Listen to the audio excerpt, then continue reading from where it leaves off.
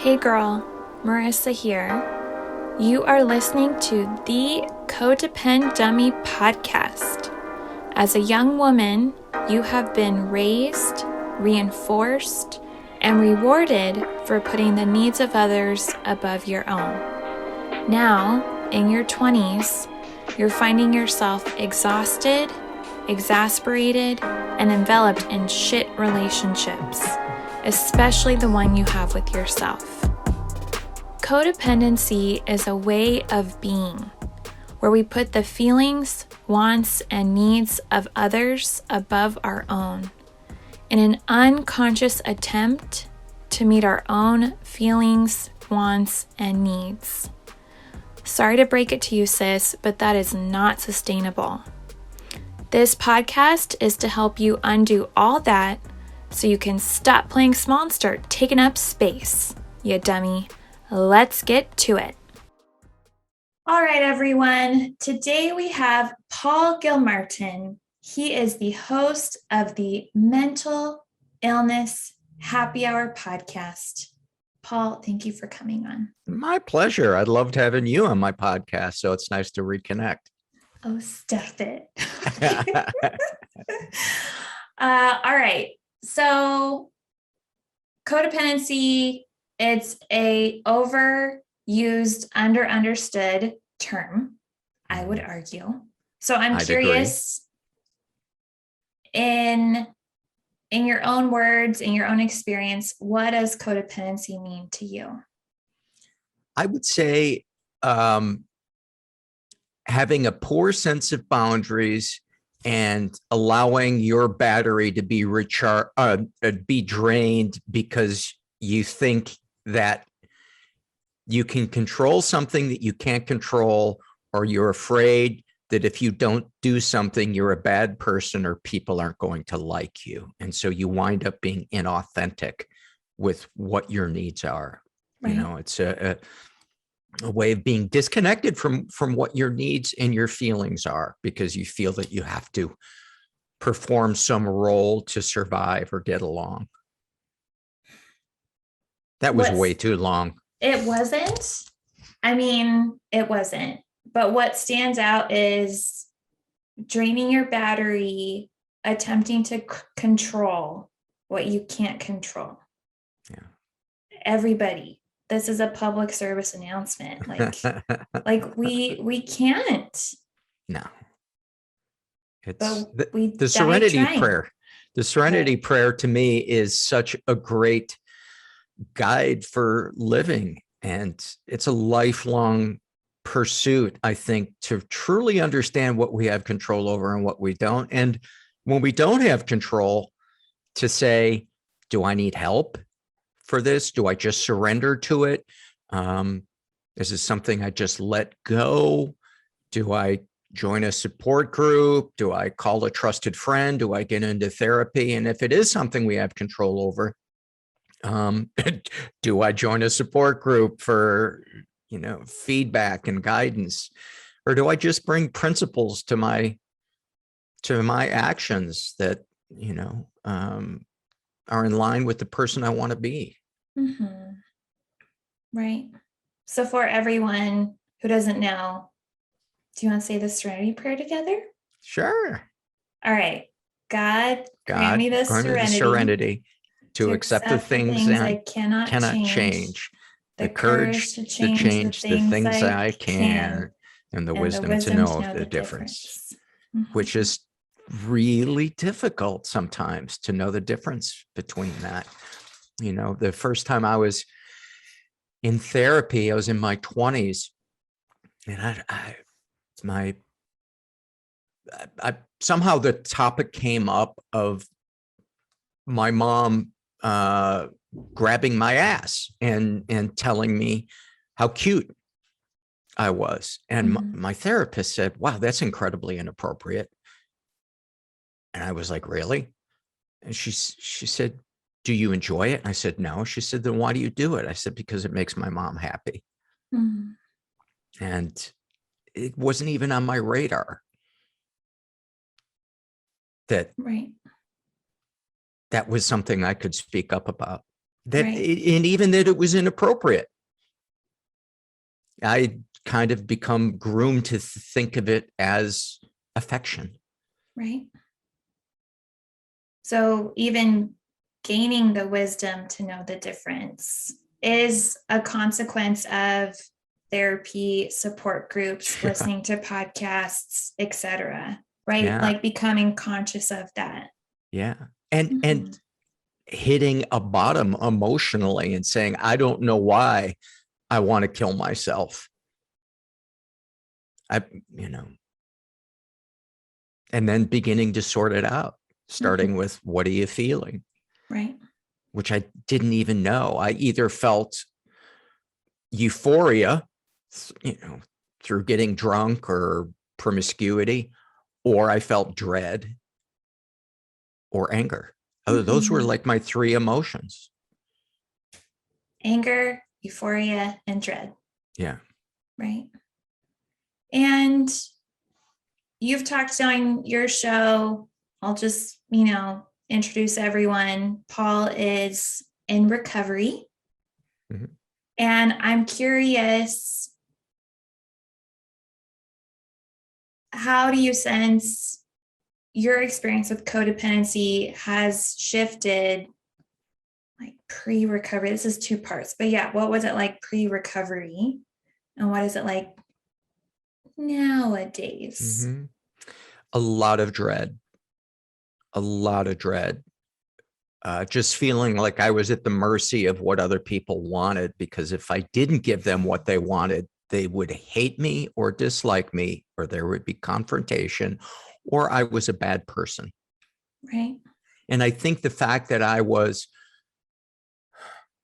not the person I wanted to be morally, I listened to that voice that told me, you're a bad person if you don't give this person what they want.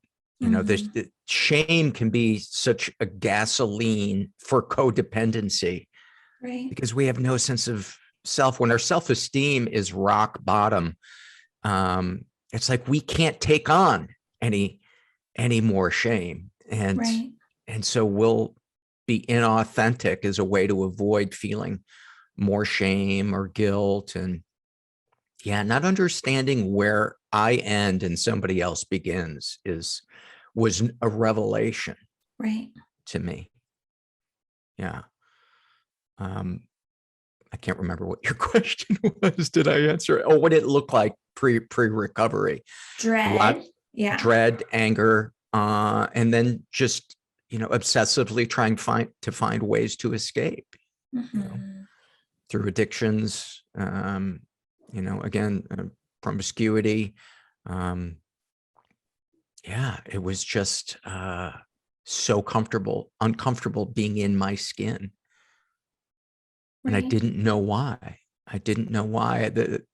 There was a moment that led me to therapy, or I should say was one of the moments that made me realize I needed help. I was driving my car. I was in downtown Chicago, and busy intersection. I'm at a stoplight, and my light turns green, but people are still crossing the crosswalk in front of me.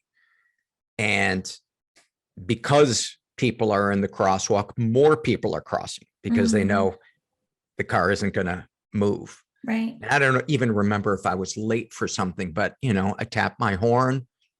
Nobody responded. People just kept crossing. I hit it harder. Nothing. And then my head is out the window screaming, get out of the fucking way, et cetera, et cetera. And all of a sudden this guy, like out of a 50s sitcom with, the fedora and the suit and the briefcase, his face is like 6 inches from mine. And he just says, with a mixture of pity and disbelief, he says, son, get a hold of yourself. And it like woke me out of this fugue state. Right. And I got a glimpse of the insanity and the rage that I was living in. And I, as there's a saying in recovery, if it's hysterical, it's historical. And I Mm-hmm. can look back now and realize it wasn't until I was in recovery that one of my deepest fears was being ignored, being forgettable. Right. Me being forgettable, my life being forgettable. And that moment at the crosswalk, I felt invisible and powerless. Right. And it just ignited something in me that was so primitive and primal. But I couldn't see it at the time. Right. And I look back now and I realized that that was my blunt tool for dealing with feeling invisible. Whereas today, if I feel invisible, maybe I call someone on the phone, maybe I meditate, maybe I write a gratitude list. Maybe I just sit in the feeling, sit in the fear and let it pass. Right. And invite being forgotten, right? Invite being insignificant, like invite disapproval. It's hard. Oh my God. Who wants to be forgotten, ignored, and disapproved of? And yet, right, codependence, we just are so desperate for the opposite. Sometimes we really have to, like, it's opposite day, everybody. Like, we have to try it out because,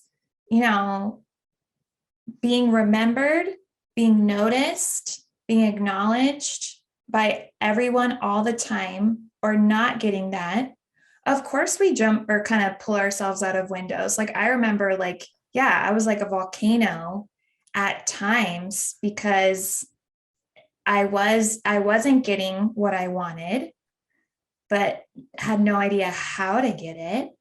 And then just what were you looking for, and what were the fears attached if you didn't get that? I've talked with you on your show. I have a beautiful, athletic, and slim twin. And it wasn't true, but I really thought that I was frumpy, slow, and like not preferred, forgotten potentially. Mm-hmm. And so, I think deep down, the fear was that she will forever be chosen first, and I thus will be not chosen, which, my child self did not want to not be chosen. So then she was like, oh, well, maybe if I get love and attention through helping and being a good listener, being special, and cleaning and being smart. Yeah. I was smart. Yeah. I was a smart one. Yeah. And but that, living a life in comparison, that's no life to live. It's so brutal. And, social media is just so toxic for that. What's the saying? We compare our failures to everybody's highlight reel, on Facebook. It never occurs to us that people are posting all these amazing moments from their life to oftentimes to try to feel that they're not forgotten, to try to feel safe or a part of. And never even occurs to us that somebody, that it might make somebody else feel like they're not enough. Not that we shouldn't share our victories with other people, but just to be aware that it's a lot more complicated than it is. That's, Facebook is so boring and kind of sad to me that I hate going on there. I'll go on there every couple of months just to check my my messages, but I hate it. And I'm so glad that I hate it, because I know for a lot of people, it's a drug. Right. No, as you're talking, I know I'm not active on social media. I actually have a back end website where I post something, then it posts to Instagram because I Right. don't. I have the same thing. Yeah. Yes. It's And really nice to not have to deal with that. it's great. Yeah. But right, you're talking about what we post, what we see in other people's posts. And yeah, I sense that before therapy, before my attendance in support groups, before my training as a therapist, I posted right to win a comparison, right, at some deep level versus me and what I thought was a competition with my sister, right? A competition that generalized to everyone. And it's like, And I imagine your sister wasn't even aware that what no, was going on in your head. no. When No, did she become aware of it, and how did she find out, and how did she react? I went to therapy around 20 and started to talk more about it. I started attending 12-step programs, right? My 9-step amends to her, to my parents, to my older sister, right? Because that desire to be chosen, to be the preferred one at times or at all the time, like you, right? It was sweetness, it was kindness, it was generosity, but then it like slowly turned into vitriol, cursing, and just very unkind behavior. And so, yeah, that amends letter, that amends experience, I've made a couple rounds with that step, but now she arguably is one of the biggest supporters of this show. So she listens. That's and she'll awesome. call me after and we'll talk about it. That must feel amazing. Oh, yeah. Because, yeah, it's not right. It was my perception of other people's perceptions of twins, not her, not an actual, like there's no factual objective competition. Right. It almost had nothing to do with her.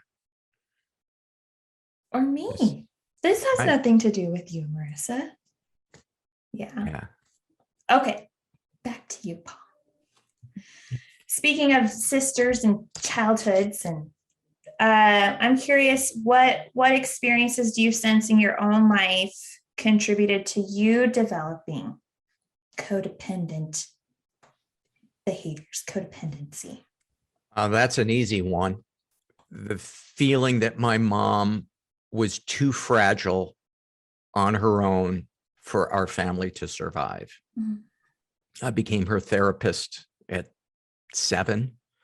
I remember her breaking down and sobbing about how much she wanted to leave us, leave my dad, leave us. I think she called us selfish bastards.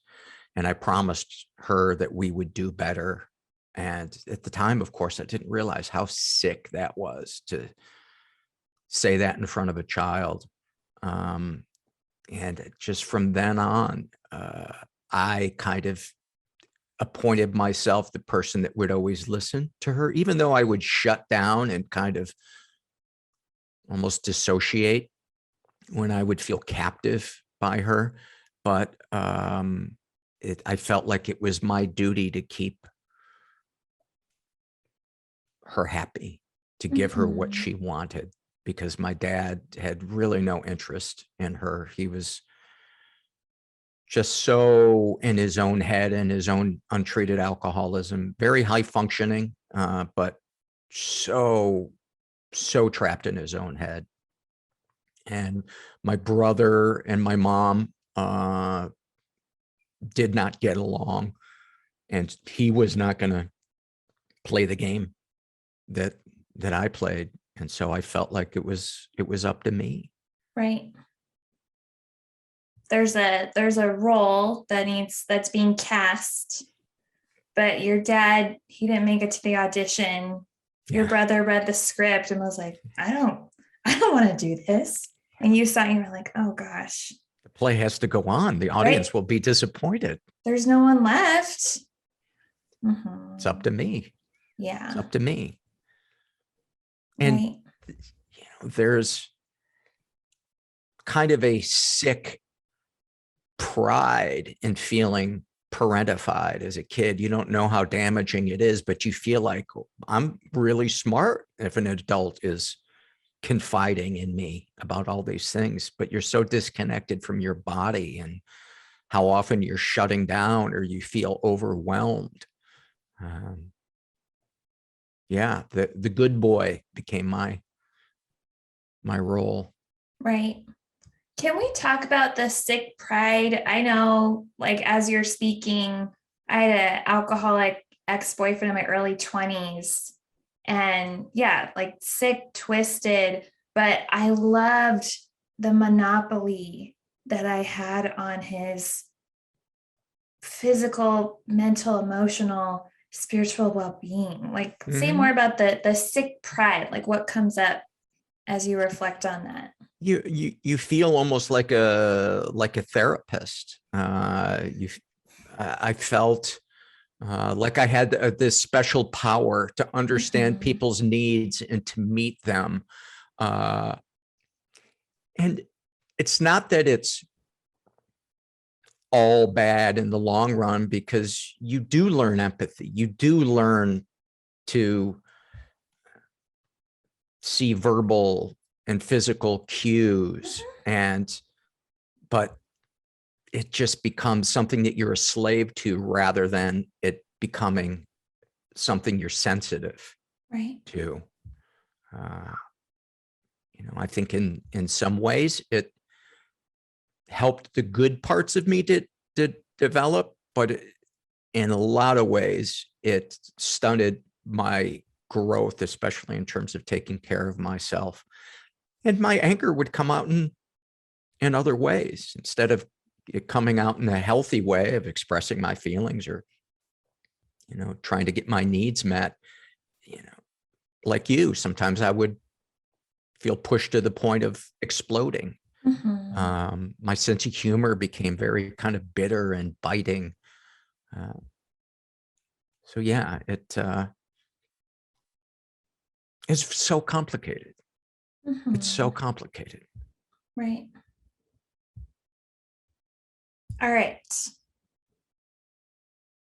So everyone, Paul, I have an ulterior motive having you on. Specifically to talk about, right, a phenomenon I've experienced my first year of podcasting. I didn't know before I started this, like, oh shit, I'm gonna have to talk about my parents at times. And I've just some backstory for you, Paul. I've had professional guests on, I've had listeners on, and there is a theme of what contributes to codependency. What are some hallmark experiences codependents tend to go through? And a trend is family of origin, parents, mothers, fathers. But when it comes to actually talking about said mothers and fathers, right? I've put out episodes. I'm like, oh God, I don't know if they're going to listen. Or I've had a guest on, and I remember he prefaced a story with, I love my family. Like, yep. But I know where that desire to preface. And I even had a guest, her parents are now deceased, and she talked about them openly. And I was like, does a parent need to die to talk about them? So, we codependents, we don't say stuff. We don't talk like this publicly. How Paul, how did you do it?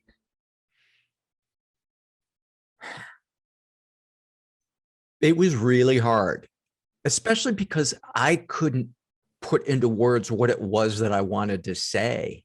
As I was sharing with you before we started recording the episode that I posted last week with, I think it was with Eddie Pepitone, and the one this week with Dr. Jessica Zucker. They were originally recorded in 2012, which was when it was really beginning to hit me how sick my relationship with my mom was, and giving weight to the things that she did that were really creepy and Mm. are on the scale of incest. And doing the podcast, I felt like, I'm always encouraging people to open up and speak their truth. Does that apply to me? And doing the podcast, I didn't want to do it in a way that demonized my mom, but I also didn't want to minimize what was happening to me, because that was my biggest hurdle in moving forward, was to stop making excuses for what happened. And not so that my mom would suffer, but so that I could stop suffering. Right. And there's a part of me that still feels guilt about sharing what I've shared publicly, but it's all true. It's all a part of my story. And it was empowering to share that. But it's complicated. It got back to her that I was sharing those things. And the way that she responded, it was all about her, and I can understand that her feelings were hurt. But there was no interest in wanting to know if there's anything that she could do to help me heal. There was no ownership of her actions. Anytime I would try to set a boundary with my mom, it was always, the response from her was always like I was crazy, like I was too sensitive. And that's eventually why I cut contact with her, not because of the incest, but because she refuses to respect my boundaries, and she's not a safe person. And I love her, but I have to do it from a distance to save my own mental and emotional well-being. It's hard. I still have difficulty talking about it because I feel like I'm throwing her under the bus, but I have to speak my truth, especially as somebody who does a podcast about mental health and healing and identifying our own needs. And I've gotten so many emails from people where it turned a light on in their head about why they feel so shut down around their parent who's inappropriate or narcissistic. And it's not to demonize that person. It's to begin the road of taking care of ourselves, because I don't think we can really grow and heal if we keep being codependent with the person who is draining us or being abusive or whatever words you want to use to describe that. All of that being said, there are things about my mom that are great, and things she's done for me that are great. I really do believe that deep down she has a kind soul, but I believe that she's a sick person. She had an awful childhood, but I can no longer use that to keep being mean to myself by enduring relationships that are sick. Right. I think that, is one unconscious, semi-conscious technique that codependents have. We attack ourselves, express anger, blame, point fingers, and just there's no extension to that to other people. And so, we've been talking about like hitting bottom. So it just sounds like you had to hit a bottom with that. And then it was like, well, let's look around and see where this came from and talk honestly about that. Yeah. And it's not to,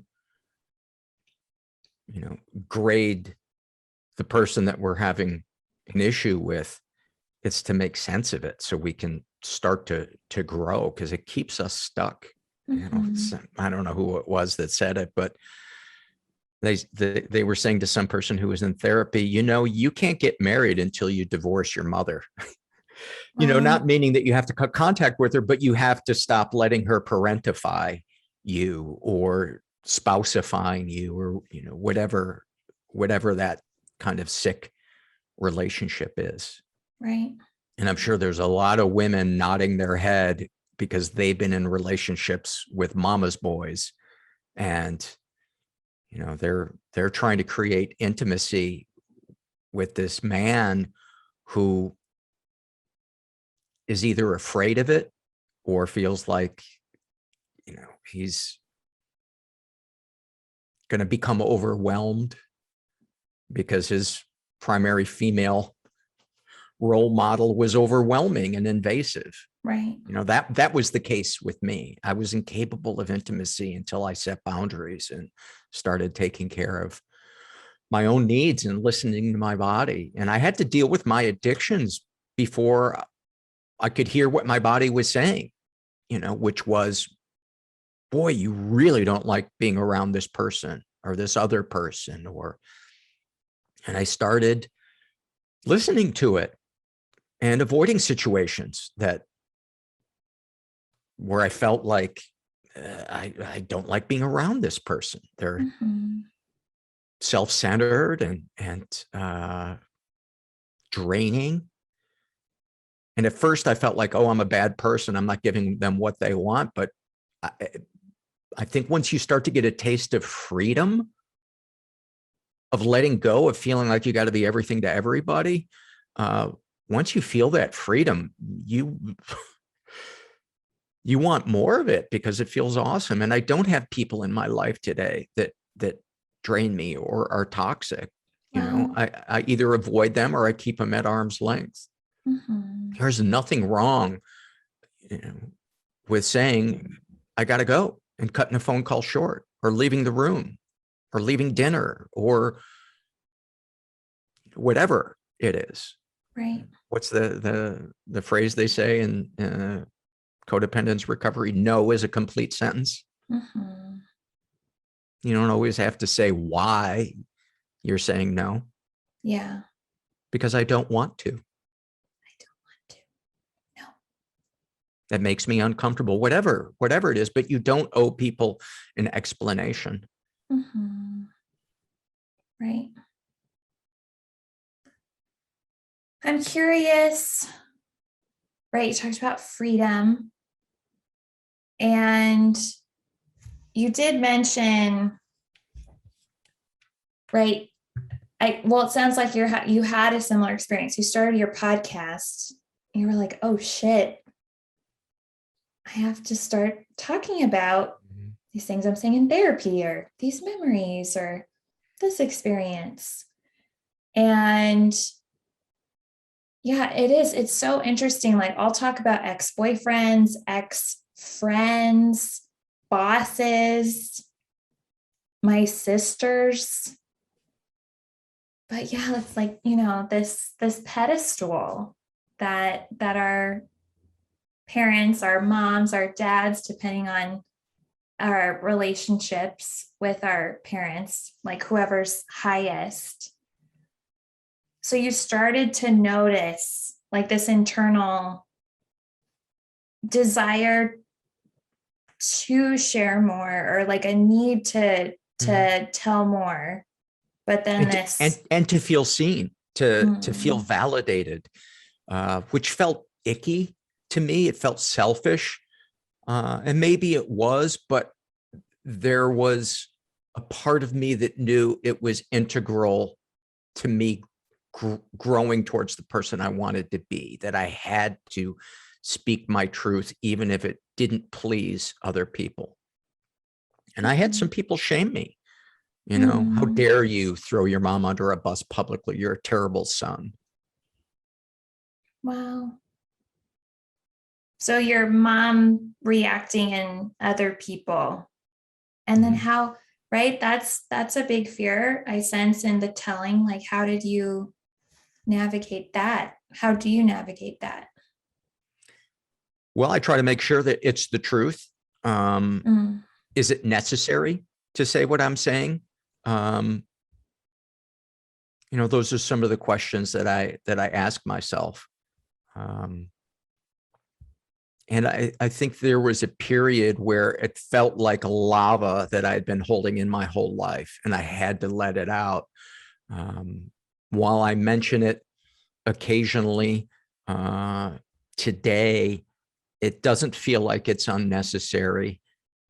It feels like it's usually, a necessary part of a conversation I'm having with somebody or a point that I'm making. Right.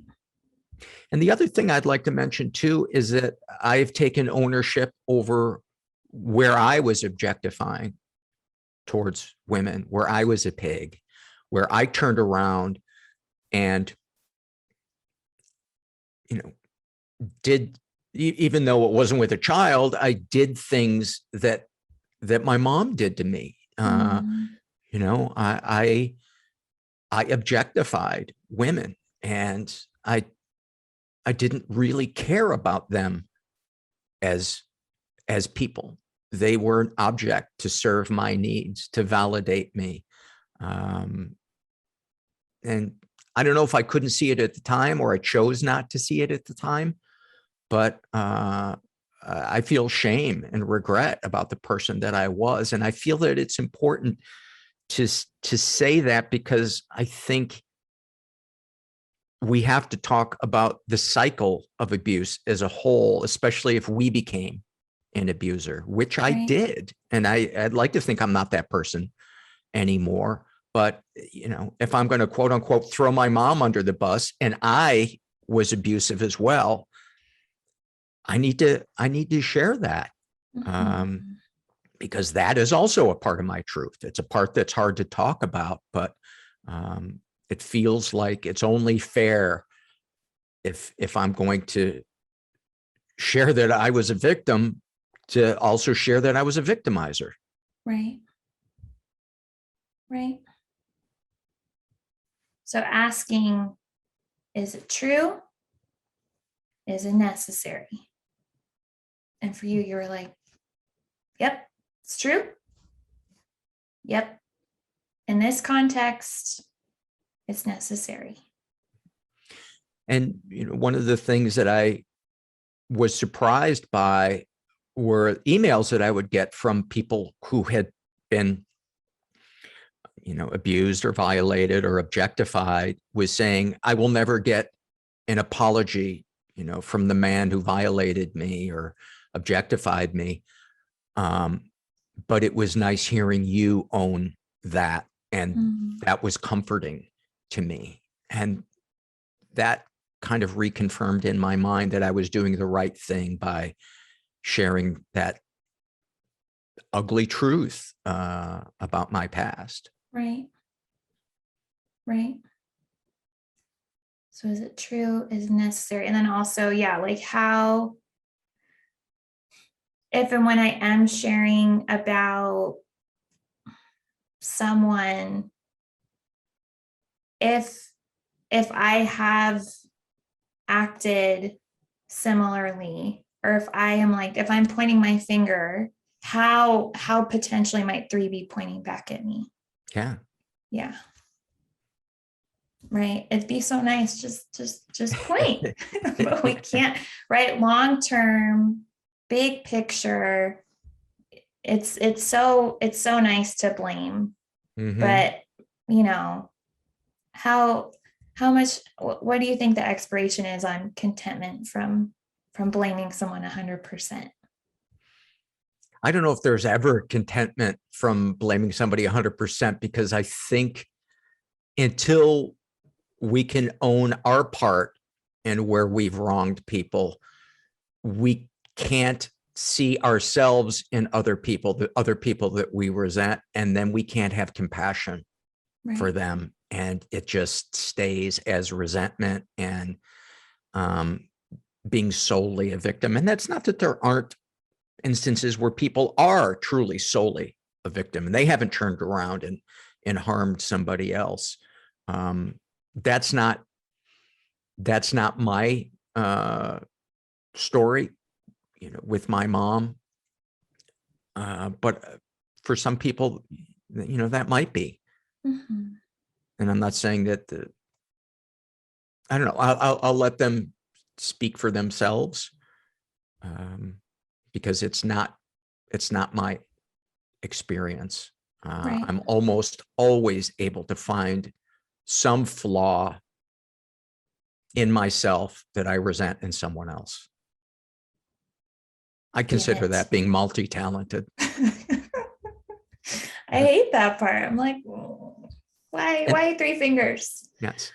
And that's where support groups helped me, because I would have never arrived at that on my own. Right. It was too easy for me to just tap into my anger and see myself solely as a victim. Right. Yeah. I am curious. Right. I sense there is, well, actually I have 2 questions. So really quick, do you sense that building up to sharing your truth, right? That's really what this is. I feel like my question's wrong, right? I'm like, how did you talk about your mom? It's like, how did you speak the truth? And I'm hearing that it likely was the consequence of sharing your truth in therapy, sharing your truth in support groups, sharing your truth with supportive friends, that, right, you were able to develop that courage, maybe a sense of safety with others besides your mom and dad. So if and when you did talk about it, you knew you weren't going to be a lonely man walking the planet. Yeah, I remember the first time one of the things my mom did that was really not okay is she took my temperature rectally until I was 8 years old. And I always felt like I was being tricked. There was something going on, that she was getting something out of it, but I just pushed that part down for decades. And when I finally gave weight to it, and I was sharing in my support group, and I broke down and I was crying, and I thought, oh God, everybody's going to judge me. This, it's not like my mom and I had sex. There are people out there who actually, were raped by a parent.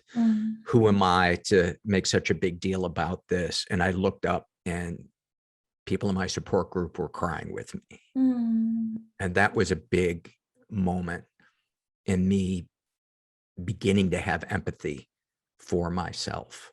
Right. And that I had a dream after that, where in the dream, I was asleep and I woke up as somebody was pulling something out of me, out of my rectum.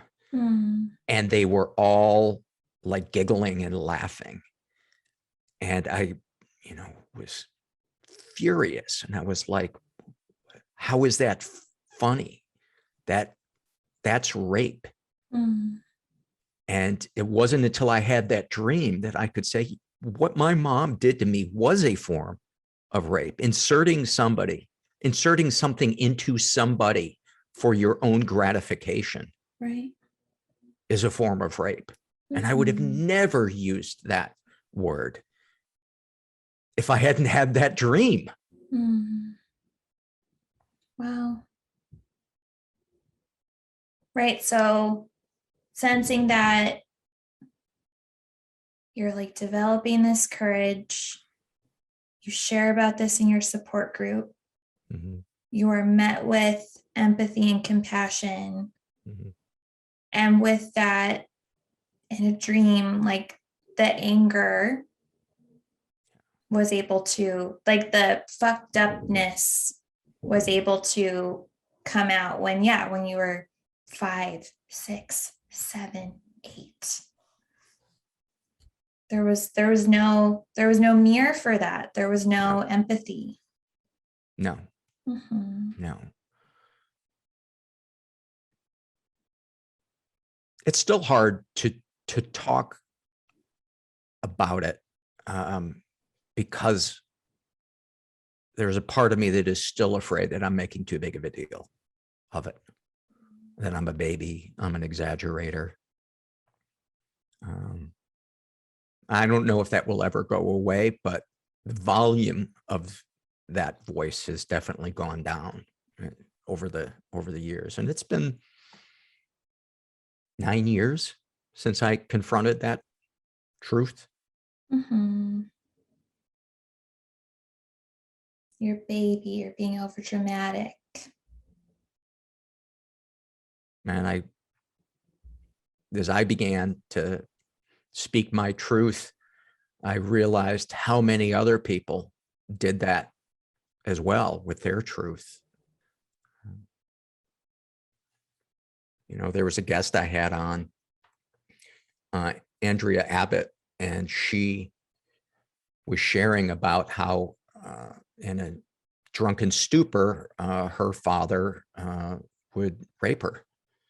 And, you know, I was saying, you know, I'm so sorry. That is so horrible. And she's like, well, you had it worse. I was like, how did I have it worse? And she said, well, my father was drunk. Your mom wasn't drunk. And I was like, oh my God, it never ends. The things that we will make up to minimize what happened to us. Right. And I had a therapist tell me, she said, Paul, I have clients whose parents use them in child pornography with BDSM, and they would minimize it by saying, well, at least, you know, this didn't happen or that didn't happen. She said it never ends. Right. So learning to let go of comparison too. Yeah, it doesn't matter how big the envelope is that the pain arrives in. What matters is how you experience the pain and how you process it. Right.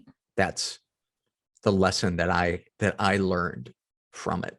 Mm-hmm. Yeah. And it's not a linear process. It's not easy. It's not graceful. It's not perfect. And those are all opportunities to be kind to ourselves and to grow. Right. And I've found that the more I can be kind to myself, the easier it is for me to be kind to other people because my battery isn't trained. Mm-hmm. Right. So non-linear steps. Listen to podcasts like Mine and Pulse, therapy, support groups, supportive friends and or family, safe people.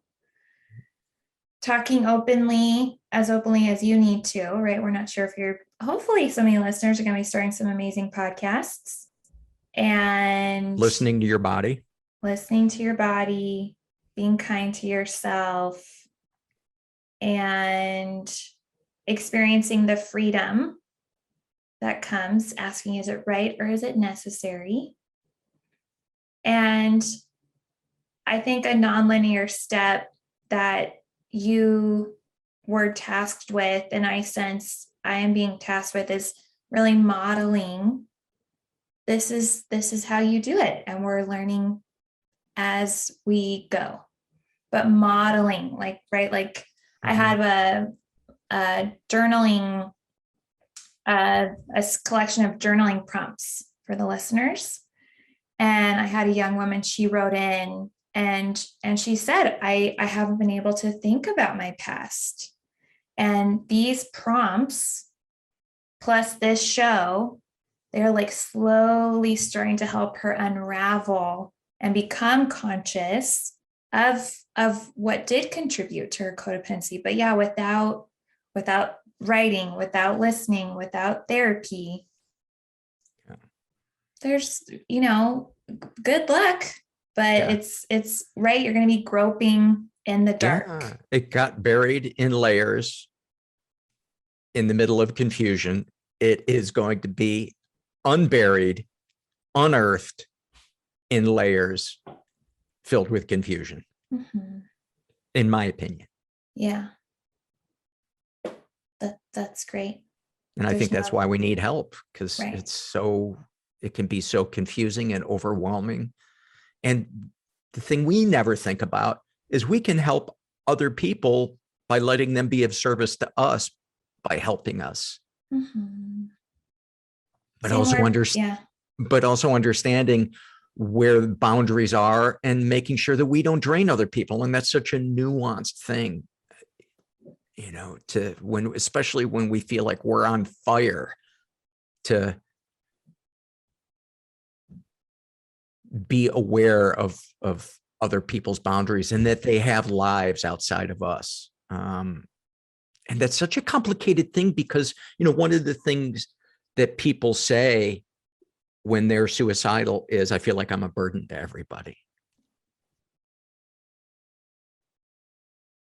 And where is that line between having right-sized needs and asking for help and allowing somebody to help us and making it all about us all the time and draining other people? Right. I don't know the answer to that. I know it when I feel it. Right. All right. Last question. I appreciate your generosity with time. Paper or plastic? Is that your question? No.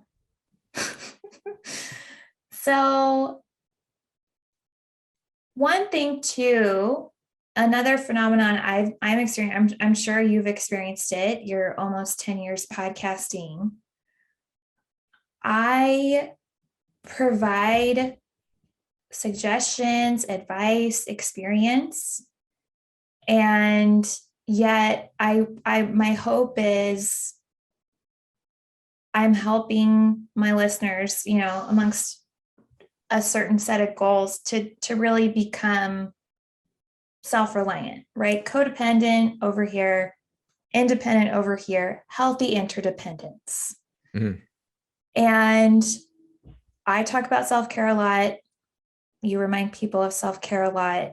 We know we need to exercise, pray, meditate. You and I could probably come up with like the top 10-ish things for self-care we hear.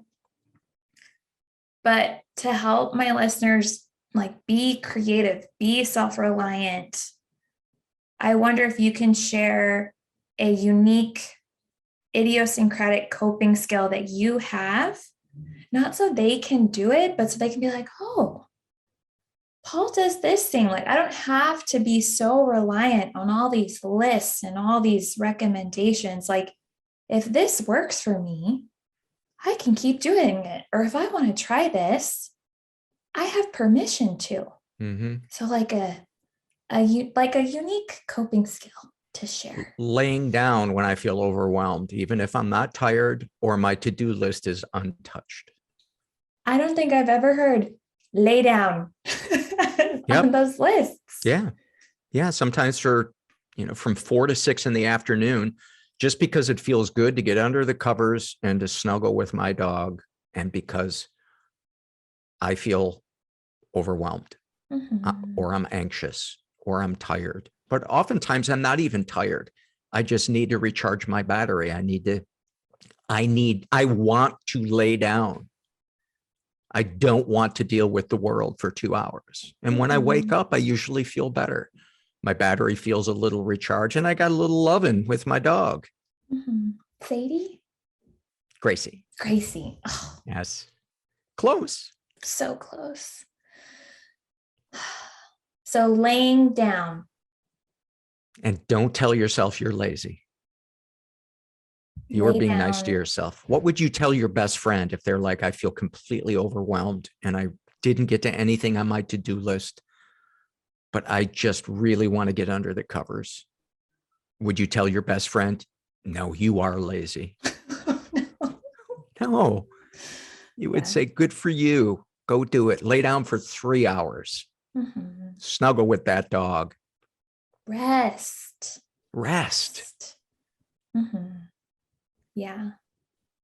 All right. So that is Paul's unique coping skill, laying down with his dog. That is your green light. Like get creative. Mm-hmm. Yeah, it doesn't have to be that too, being codependent. I was very adherent. And so if I got a list of 10 coping skills, I thus would have to do those 10 coping skills to meet and approve of some podcaster who didn't actually know, but Right. she would be approving of me in the ethers. Yeah. So no. Yeah. All right. Well, thank you so much, Paul. Thank you. Yes. Always great to talk with you. Yes. And I'll be sure to put links to your show, the show I was on sometime in the summer. So I'll put that in the show notes. Mm-hmm. And that's it. Thank you. Bye, everybody. I had fun. Thank you. Hey, girl. It's Marissa again. I'm not like a regular podcaster. I'm a cool podcaster, right? Thank you for listening and staying till the end. You can find me on Instagram at Therapy with Marissa. Email me, marissa@codependummy.com. Check out codependummy.com for more information on the show. And baby girl, a subscribe, rating, and review would be much appreciated. Till next time, I want you to remember, if you are feeling unseen, I see you.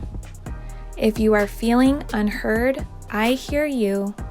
And if you think that you don't matter, know that you matter to me.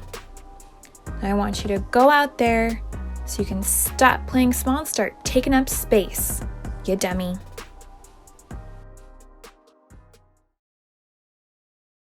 And now, the disclaimer. Girl, this is not therapy, and I am not your therapist. This podcast is designed to provide accurate and authoritative information in regards to the subject matter covered. It is given with the understanding that neither the host, publisher, or guests are rendering any legal, clinical, or other professional service. If you want or need a professional, please find one.